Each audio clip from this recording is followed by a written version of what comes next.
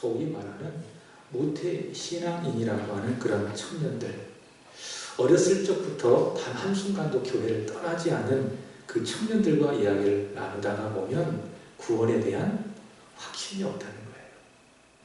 내가 예수를 믿는지, 또 그래서 내가 구원을 받았는지 그것에 대한 분명한 확실한 확신이 있다 없다?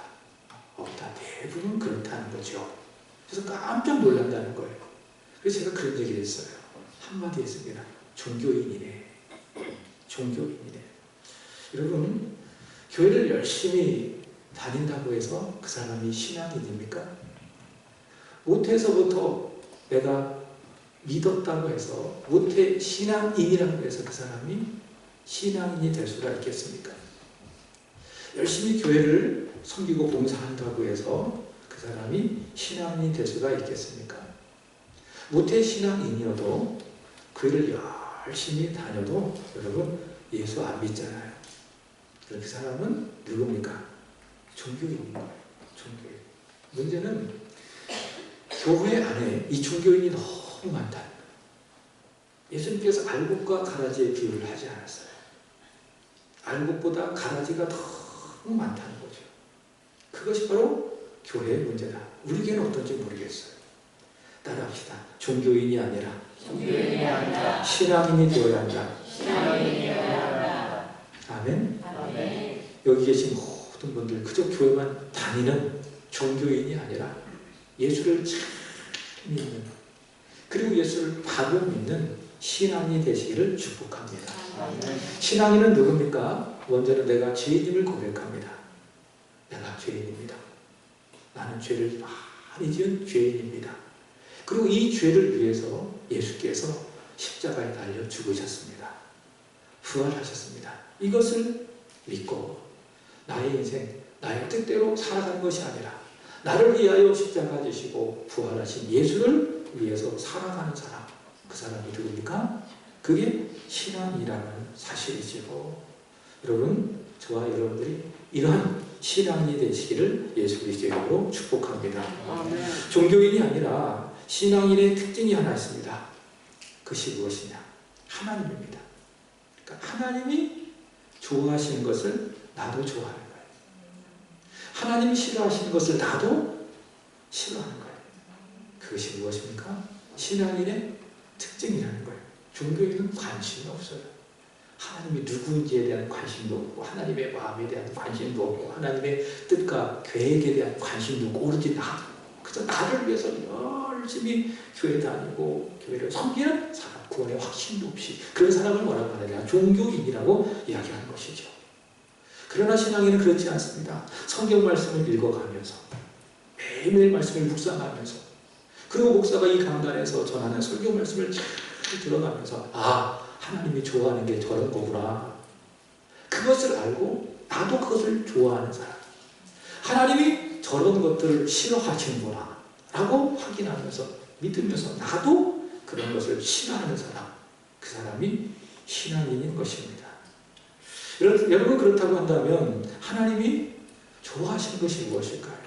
싫어하는 것은 이후에 한번 말씀을 드리고, 좋아하시는 것은 무엇일까요? 성경에 보면 여러 가지가 있겠죠. 저는 두 가지로 말씀드리고 싶습니다. 하나는 예배입니다. 하나님은 예배 드리는 것을 참 좋아하십니다. 이렇게 예배를 드리면서 강단에 앉아 있는데 저기 예은이가 들어오는 거예요. 예은아, 예배 참 잘 드리고 있어. 하나님이 참 좋아하실 거예요. 저희가 예배 열심히 잘 드리고 있잖아요. 예배를 좋아하는 거예요. 그게 뭐예요? 신앙인의 특징이에요. 왜? 하나님이 예배 드리는 것을 좋아하시니까. 예수께서 예배에 대해서 이렇게 말씀하셨습니다. 사마리아 여인에게 말씀하신 내용이죠. 요한복음 4장 23절의 말씀을 보시면은 아버지께서 참되게 예배하는 자들은 영과 진리로 예배할 때가 오나니 곧 이때라 아버지께서는 자기에게 이렇게 예배하는 자들을 찾으시느니라. 아멘. 하나님은 누구를 찾으신다고요? 예배 드리는 사람을 찾으신다고.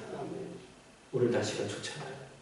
저기 바깥에서 신나게 막 노는 사람, 축구하고 야유회 막 하고, 물론 우리 예배 끝나고 가지만 그런 사람들을 찾는 게 아니에요. 누구를 찾으세요? 이렇게 예배를 드리고자 하는 사람들을 찾으시는 거예요. 왜요? 하나님은 예배 드리는 것을 참 좋아하시기 때문에. 오늘 본문이 민수기 27장입니다. 이 다음 장이 민수기 28장인데 민수기 28장은 예배에 대한 말씀입니다. 이스라엘 백성들이 이제 광야 생활을 다 끝내고 난 다음에 가나안 땅으로 들어갑니다. 거기서 해야 될 일이 있다고 말씀하시는 겁니다. 그것이 무엇입니까? 예배라는 거예요. 매일매일 예배드리는 상번제를 드려야 할 것이고 안식일에 예배를 드려야 될 것이고 매달 초하루 1일에 예배를 드려야 할 것이고 6월절에 예배를 드려야 될 것이고 7절에 예배를 드려야 할 것이고 그게 28장의 말씀이에요. 왜 하나님 그런 말씀하십니까? 하나님은 자신의 백성들로부터 예배 받으시는 것을 좋아하시기 때문에. 그래서 예수를 믿는 사람은 하나님의 백성은 예배 드린 것을 참 좋아할 수밖에 없어요. 왜? 하나님이 좋아하시기 때문에. 여러분 예배를 좋아하시기를 축복합니다. 여러분 예배를 좋아한다면 하나님도 여러분을 참 좋아하실 거예요. 우리 김영호 어머님 교회 오시고 나서 한 번도 안 빠지고 예배 참 잘 드리고 있어요. 하나님이 너무 좋아하실 줄로 믿습니다. 두 번째는 무엇입니까? 하나님은 기도하는 사람을 좋아해요. 기도하는 사람. 기도하는 사람. 잊지 마십시오. 내가 기도할 때 하나님은 좋아하신다. 내가 예배 드릴 때 하나님은 좋아하시고 두 번째 내가 뭐 할 때? 기도할 때 하나님은 좋아하신다. 그래서 교회에 탁 들어오면은 오시자마자 커피 먼저 드시지 마시고 오시면은 본당에 쫙 들어와가지고 손 쫙 모으고 하나님께 기도하세요. 여기까지 인도해 주셔서 참 감사합니다. 하나님 참 좋아하실 줄로 믿습니다. 그리고 카페 가셔서 에이스하고 커피 하나 드세요. 하나님 누굴 좋아하십니까?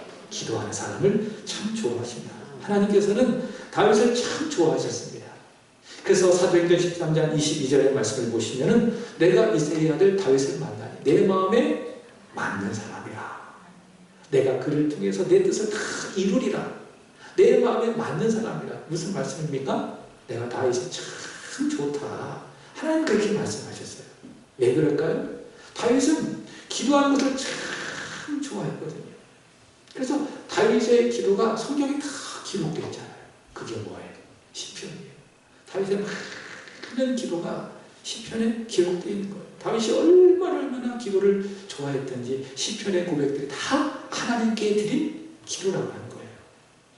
근데 다윗의 기도를 보잖아요. 그 기도는 절대로 소극적이지 않습니다. 다윗의 기도는 어떤 기도입니까? 적극적인 기도입니다. 뒤로 물러서고 하지 않으려고 하고 억지로 하는 그런 소극적인 기도가 아니라 다윗의 기도는 아주 적극적인 기도라는 것을 알 수가 있습니다. 시편 70편 5절의 말씀을 보시면은 다윗이 이렇게 기도해요. 같이 읽어보겠습니다. 시작. 나는 가난하고 궁핍하오니 하나님이여 속히 내게 임하소서. 주는 나의 도움이시오. 나를 건지시는 이시오니 여호와여 지체하지 마소서. 여러분이 우리가 읽었을 때 그냥 이렇게 여호와여 지체하지 마소서 이렇게 읽지만 다윗이 이 기도를 드릴 때 어떻게 했을까요? 하나님이여 속히 임하여 주옵소서. 하나님이여 지체하지 마옵소서. 온 마음을 담아내어 아주 적극적으로 이 기도를 하나님 앞에 드리지 않았을까요? 여러분 적극적으로 기도하시기를 바랍니다. 오늘 말씀의 제목이 적극적으로 요청하라. 적극적으로 요청하라인데 기도로 바꿔도 좋아요. 적극적으로 기도하라. 오늘 본문의 말씀을 보시면은 슬로브한 딸들의 적극적인 기도를 보여주고 있습니다. 물론 중보자 모세에게 요청을 한 것이지만 하나님께서는 이 슬로보앗의 기도를 들으신 것을 보면 슬로보앗의 딸들은 적극적으로 하나님께 기도한 것을 볼 수가 있습니다. 민수기 26장에 가보면 이스라엘의 12지파가 있습니다. 이들이 이제 가나안 땅에 들어가게 될 건데 거기서 받을 기업에 대해서 하나님께서 말씀을 하셨습니다. 이스라엘에 12지파가 있잖아요. 그러면 수가 많은 지파도 있을 것이고 수가 적은 지파도 있을 것이고 하나님께서 땅을 차지한 원칙을 말씀하셨어요. 그 원칙이 무엇인가 하면 수가 많은 지파는 땅을 줘야 되는데 많은 땅을 줘야 되고 반대로 수가 적은 지파가 있잖아요. 그러면 적게 주어야 하고 그렇지만 그 땅이 하나님으로부터 주시는 것이다 라고 해서 하나님께서 하신 방법이 무엇이냐 제비를 뽑아서 그 땅을 나누게 해라 하나님께서 이렇게 말씀을 하셨습니다. 그래서 이제 이스라엘 자손들은 약속의 땅에 가서 땅을 기업으로 받아야 되는 상황이 된 거예요. 이런 상황 속에서 므낫세 지파 중에 슬로브앗이라고 하는 사람이 있습니다. 이 사람은 오늘 본문의 말씀을 보시면 죽은 걸로 보여지는데 이 슬로브앗에게는 아들이 있다 없다? 없다. 딸만 있는 거예요. 딸만 있는데 오늘 27장 1절의 말씀을 보시면 딸이 몇 명이죠? 5. 딸이 5. 그래서 이 슬로브앗은 누구냐? 딸 부잣집. 딸 부잣집. 슬로브앗의 가문은 딸 부잣집인 겁니다. 근데 아버지가 죽었어요. 아버지가 죽어서 이제 이 가문이 약속의 땅에 들어가서 땅을 기업으로 받아야 되는데 이거 어떡할 거냐? 이 당시에는 남성 중심의 사회였습니다. 그래서 아버지가 죽으면은 그 아버지의 기업은 누가 받아야 돼요? 아들이 받아야 돼요. 딸과 아들이 있다고 한다면 딸에게 돌아가는 것이 아니라 아들이 그 기업을 물려받아야 되는 거예요. 그래서 이들이 생각하는 겁니다. 우리 아버지가 죽었어. 근데 아들이 없어. 딸들이야. 그렇다고 한다면 약속의 땅에서 우리가 기업을 받아야 되는데 우리는 기업을 못 받는 거 아니에요? 그럼 우리의 집안은 여기 4절의 말씀처럼 혹시 하나님 앞에 삭제되는 것은 아니야? 이런 생각을 한 거예요. 그래서 이들이 판단한 거예요. 그거는 아니다. 그거는 아니다. 하고 당시 전통과 상식을 깨고 오늘 말씀의 제목대로 적극적으로 누구를 찾아가는 거예요. 모세를 찾아가서 요청하는 거예요. 적극적으로 요청하는 거예요. 그래서 이야기하는 겁니다. 4절 보겠습니다. 시작. 어찌하여 아들이 없다고 우리 아버지 이름을 그 종족 중에서 삭제되니까 우리 아버지의 형제 중에서 우리에게 기업을 주소서. 아멘. 자, 우리가 아들이 없습니다. 우리 가문에 아들이 없습니다. 그렇다고 해서 우리가 기업을 못 받음으로 인하여서 우리 집안이, 우리 가문이 하나님의 기업에서 삭제가 될 수 있겠습니까? 우리 아들이 없다면, 우리 집안에 아들이 없다 한다면 우리에게 그 기업을 주세요. 이 딸들이 전통과 상식을 깨고 모세에게 이렇게 요청하는 거예요. 그래서 모세가 어떻게 했느냐? 우리 5절 읽어보겠습니다. 모세가 그 사연을 여호와께 아뢰니라. 그 사연이 뭐예요?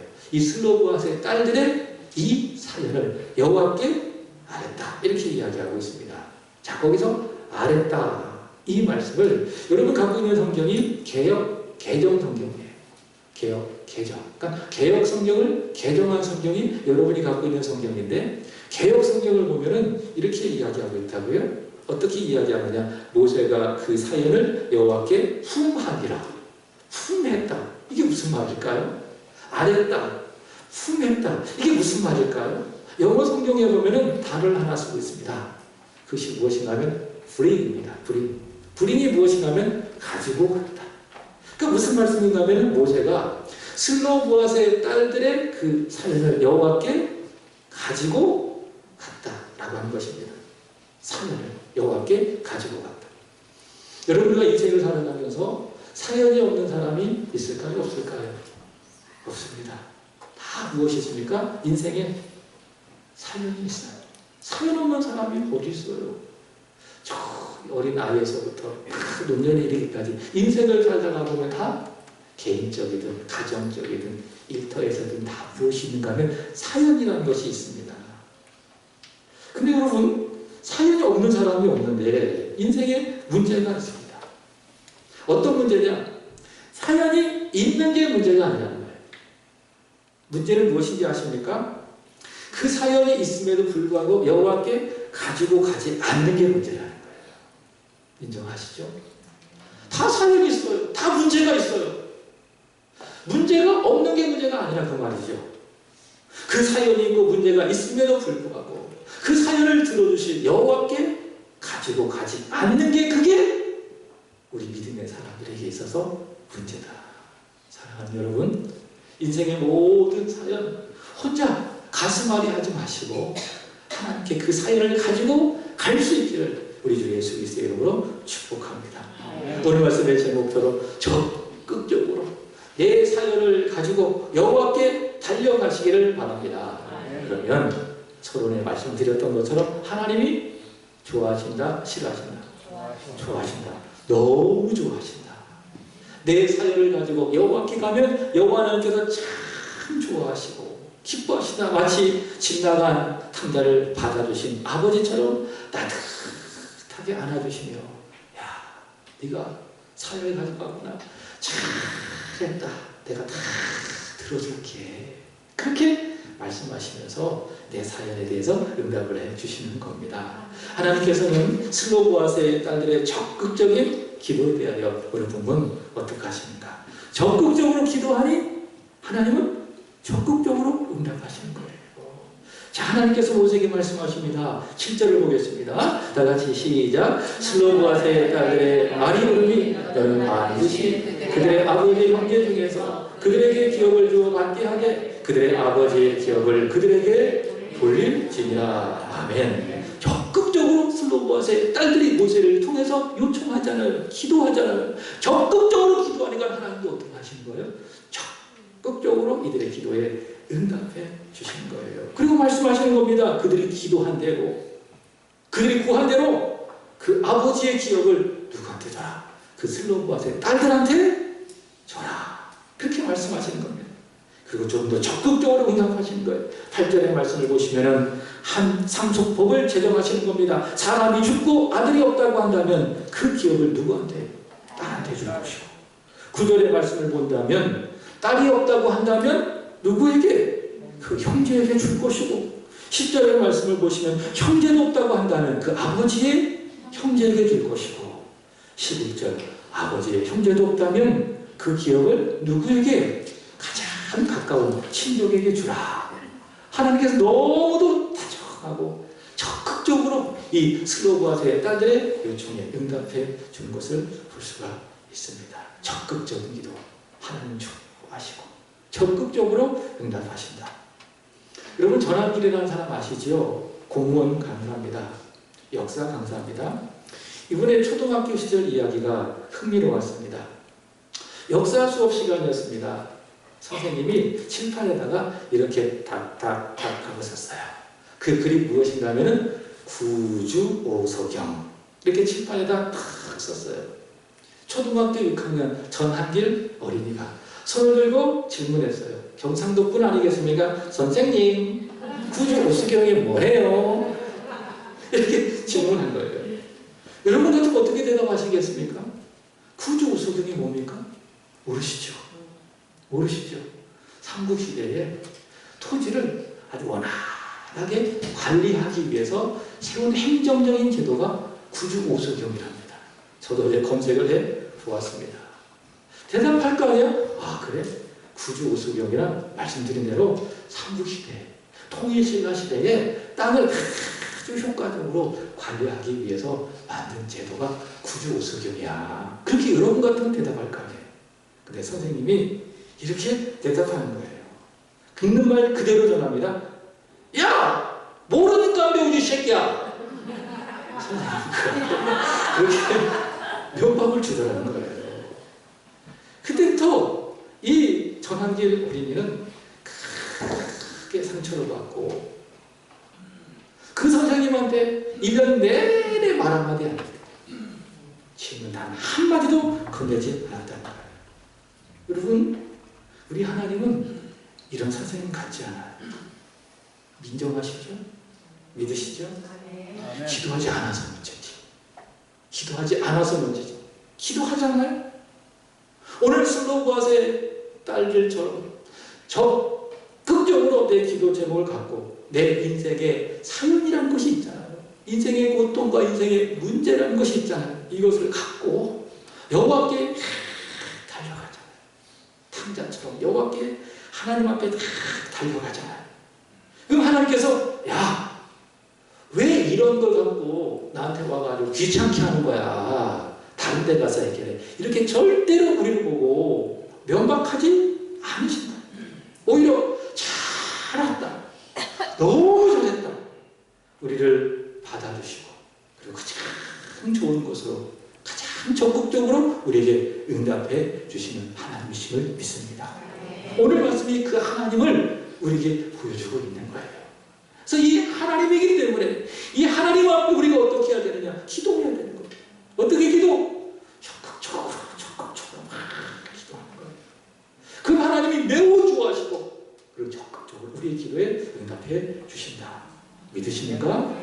마태복음 11장 12절에 이런 말씀이 있습니다. 읽어보겠습니다. 시작. 세례 요한의 때부터 지금까지 천국은 침노를 당하나니 침노하는 자는 빼앗느니라. 아멘. 침노가 뭐야?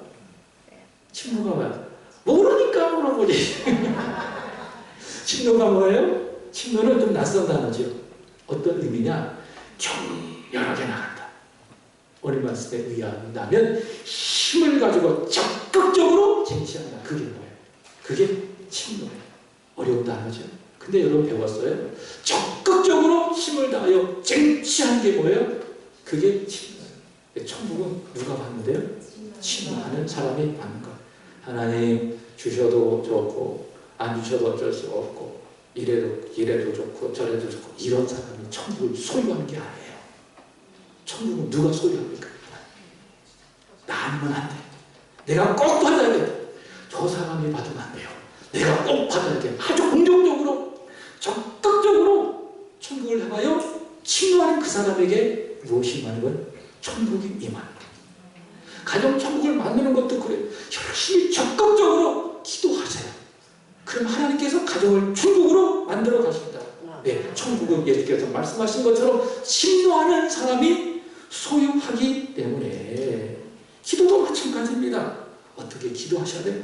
적극적으로 요청하시고 적극적으로 기도하셔야 되는 거예요. 하나님 그 기도를 좋아하시고 기뻐하시고 하나님 가장 좋은 것으로 적극적으로 여러분들에게 응답해 주실 줄로 믿습니다. 기도하겠습니다. 하나님 아버지, 오늘도 귀한 말씀 우리에게 들려주셔서 감사합니다. 슬로보아스의 딸들처럼 저들 인생에 많은 사연들이 있습니다. 문제가 있습니다. 문제가 없을 수가 없습니다. 사연이 없을 수가 없습니다. 하나님 그 사연을 나 혼자 풀려고 가슴 아리하지 아니하게 하시고 고민하지 아니하게 하여 주옵시고 언제든지 받아주시는 하나님께 적극적으로 달려갈 수 있도록 도와주옵소서. 내가 적극적으로 기도할 때 하나님이 적극적으로 응답하시는 분이심을 믿고 더 많이, 더 깊이, 더 적극적으로 하나님 앞에 기도할 수 있도록 도와주시옵소서. 하나님 우리 사랑하는 성도들에게 마태복음 11장 12절의 말씀처럼 침노하는 믿음을 허락하여 주옵소서. 그리하여 마음에 천국이 이루어지게 하시고 가정에 천국이 이루어지게 하여 주옵시고 일터와 직장에 천국이 이루어지게 하여 주옵소서. 우리 사랑하는 성도들 한 주간 열심히 기도하게 하여 주옵시고 기도를 멈추지 아니하게 하여 주옵시고 적극적으로 믿음으로 하나님이 좋아하시는 기도를 많이 드려 기도에 승리하는 기도의 승리자가 되게 하여 주옵소서. 구주 예수님의 이름으로 기도합니다. 아멘. 찬송가 369장입니다.